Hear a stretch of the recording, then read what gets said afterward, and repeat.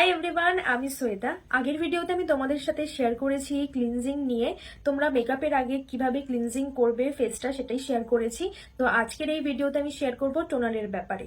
তোমরা অনেকেই এখনো কনফিউজড আছো যে তোমরা টোনার ব্যবহার করবে না মিস্ট ব্যবহার করবে। তো আমি আজকে তোমাদের এই ডাউটটা ক্লিয়ার করে দেবো।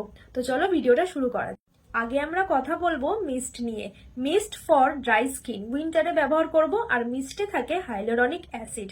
মিস্ট কিন্তু আমরা ড্রাই স্কিনেই ব্যবহার করব, কারণ ড্রাই স্কিন কিন্তু অলরেডি ডিহাইড্রেট হয়ে থাকে, আর মিস্টে হাইলোরনিক অ্যাসিড থাকায় আমাদের স্কিনটা কিন্তু অনেক হাইড্রেট করে তোলে।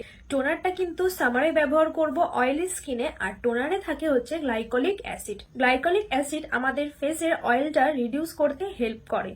যাদের দেখবে বেশিরভাগ সময় ওপেন পোর্স আছে তাদের কিন্তু অয়েলি স্কিন হয়। তো অয়েলি স্কিনে তোমরা টোনার ব্যবহার করো। আজকের এই ভিডিওতে তোমাদেরকে আমি টোনার আর মিস্টের সম্বন্ধে বললাম।